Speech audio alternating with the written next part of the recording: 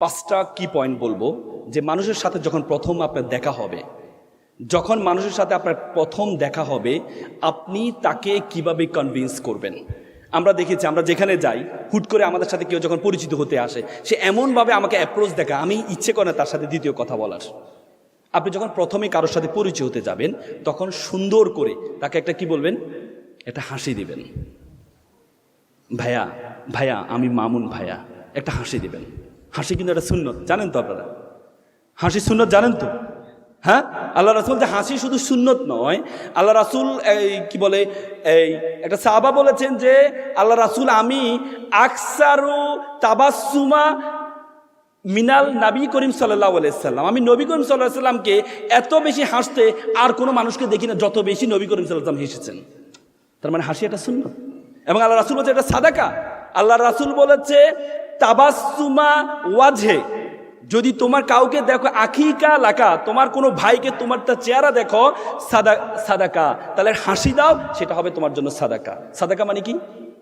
দান করা, নিঃস্বার্থ দান করা। তার মানে আপনি যখন কারোর হাসি দিবেন এটা নিঃস্বার্থ দান হবে।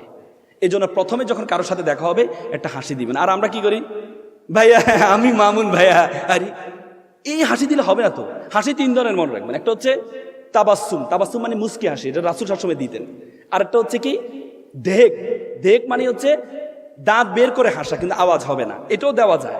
আর একটা হচ্ছে কাহকা, কাহাকা মানে অট্ট হাসি। আল্লাহ রাসূল বলেছেন তোমরা কাহাকা দিও না, কাহাকা দিলে তোমার হৃদয়টা মরে যায়, হৃদয়টা মরে যায়। যেন কাহাকা দিবা না, অট্ট হাসি দিবা না, এটা শয়তানের হাসি। এই হাসি কখনো দিবা না, আওয়াজ করে যে হাসিটা দেয় এটা কখনো দিবা না। তার মানে আপনি যখন প্রথমে কারোর সাথে দেখা হবে প্রথমে তাকে একটা হাসি দিবেন, ভাইয়া আমি মামুন ভাইয়া, ভালো আছেন ভাইয়া, প্রথম। দ্বিতীয় যেটি করবেন সেটি হচ্ছে আমরা সবসময় কি মানুষের নেগেটিভ অ্যাপ্রোচ দেখাই।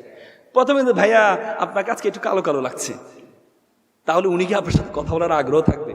ভাইয়া আজকে পোশাকটা আপনাকে ভালো লাগছে, আপনি ছবিটা অনেক সুন্দর, বাস্তবে আসলে এবার বললে সে কি আপনার সাথে আর কথা বলবে? আপনি বলেন যে ভাইয়া ছবি কি, বাস্তবে আপনি অনেক সুন্দর ভাইয়া। যদিও আমাদের শরীয়ত বলেছে যে সামনে প্রশংসা না করতে, কিন্তু একটু প্রশংসা তো করতেই হবে। এটাকে প্রশংসা না বলেন, আপনি কমপ্লিমেন্ট বলতে পারেন। যে আপনি তাকে বলেন যে ভাইয়া আপনি কিন্তু আজকে আপনাকে অনেক সুন্দর লাগছে, বাস্তবে কিন্তু আপনি অনেক সুন্দর, ছবি থেকে বাস্তবে আপনি অনেক সুন্দর। এটি যখন বলবেন তখন সে আপনার প্রতি একটা আগ্রহ তৈরি হবে, আগ্রহ। তৃতীয় যেটি করতে যাবেন সেটি হচ্ছে ওনার ব্যাপারে আপনি একটু তথ্য নিবেন। আপনি যেমন শান্ত ভাইয়ের সাথে দেখা করতে গেলেন, আপনি শান্ত ভাই বাংলাদেশের তো আসলে রাজনীতির অবস্থা খুবই বাজে অবস্থা, এই দিয়ে হবে না, আসলে এভাবে হবে না, এভাবে দেশ চলতে পারে না। অথচ শান্ত ভাই রাজনীতির ব্যাপারে কোনো আগ্রহ নেই, কিন্তু আপনি তাকে রাজনীতির বিষয় বললেন, হবে এটা?